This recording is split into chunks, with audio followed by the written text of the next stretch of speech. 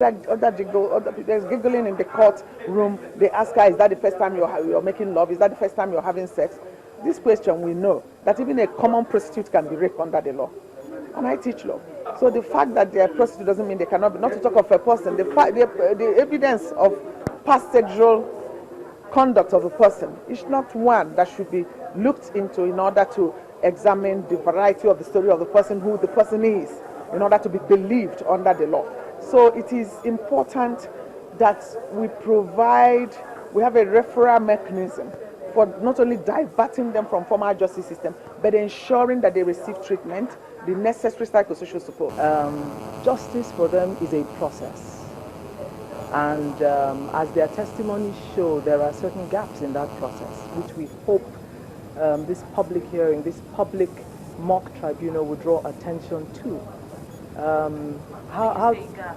Yes. Highlight some of these gaps. Okay, for instance, the provision of psychosocial support, for example. One of the fathers of a 9-year-old girl who died because she was raped to death by a neighbor. You know, that happened about 3 months ago, but he was still sobbing while giving his testimony. He's still in a lot of pain.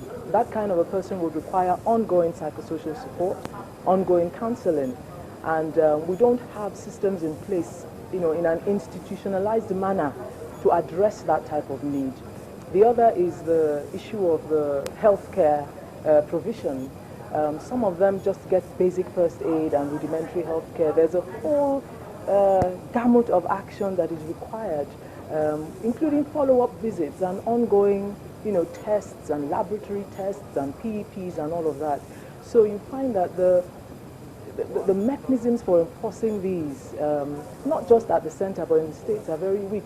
We don't have toll-free lines for people to call where there's been gender-based violence. Somebody witnesses something really bad happening, you should be able to pick up your handset and quickly call a toll-free line at no charge, say, look, there's a problem, and get referred to the appropriate agency or institution. We don't have that. We don't have enough shelters for survivors, and survivors could be male or female, actually.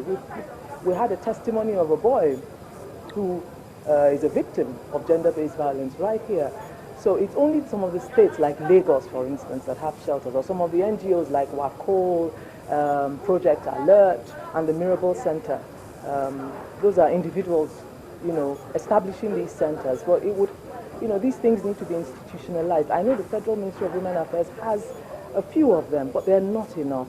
Some of the reasons which victims of sexual violence gave for not reporting rape and other forms of violence include fear of stigmatization, police insensitivity, and a situation where the accused may not be arrested. Members of gender-based organizations have said that in Nigeria, the laws are inadequate to protect, prevent, and combat sexual violence, as well as punish perpetrators appropriately. You're welcome back to the Gavel. Now, the clock is winding down on the 7th Assembly as the 2015 general elections draw closer. Federal lawmakers in the National Assembly would be testing their popularity at the polls in a bid to return to the National Assembly in 2015. But some Nigerians have said that the high turnover of federal lawmakers does not bode well for the country's democracy. Well, we had a chat with the clerk of the Senate, Mr. Ben Ifituri, and a former lawmaker, Senator Matthew Mbu, to get the views on the issue. It is now left for the party to determine which is more valuable. Is it for the parliament to become a resting place for governors who have finished 8 terms in office, or for the parliament to be a place where you will begin to nurture experience, legislative expertise and legislators that can contribute to governance? It is the party that will decide. Because if the political party decide to bring in their governors, that means they don't know the value of their parliamentary officers. A parliamentary officer like Senator David Marco has been there for 8 years, for 12 years. You want to trade him for a governor? What is the governor going to achieve? What's the value that he's going to bring into the legislative process? All the senators that have been there for 3-4 terms, what is the value that the governor is going to bring to the legislative process?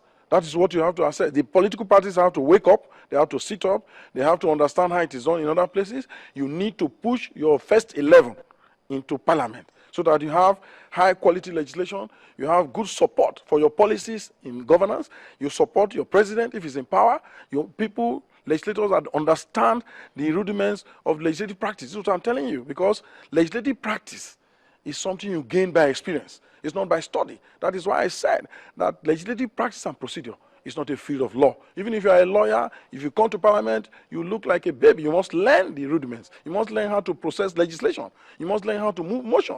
You must learn how to do syndication with your fellow colleagues. You must learn this thing. So it depends on the party. Political parties must decide what they want. If they just want to bring in people to parliament just like that, or they want value of legislation, they want legislation, we want to raise the level of legislation in the country and to contribute to policies of governance. Then they will ensure that those who have been there continue to remain there, spend a longer time in parliament. And then the people too, the people, Nigerians, voters, must understand that parliament is not a place where you execute projects, where you have money to execute projects, and that will determine whether a legislator is voted for or not.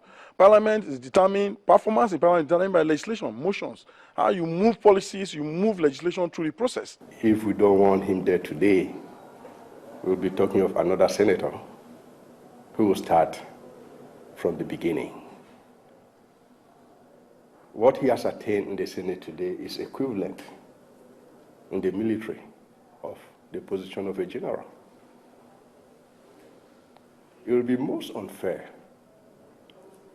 for us, the people of Central Senatorial District, to replace a general with a private.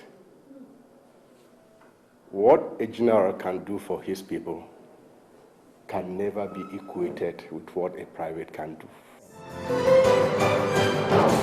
Now, this is where we draw the curtains on this week's edition of The Gavel. If you have any views or opinions on any of the issues discussed, please email us on thegavel@channelstv.com. Thank you for staying with us, and see you again next week.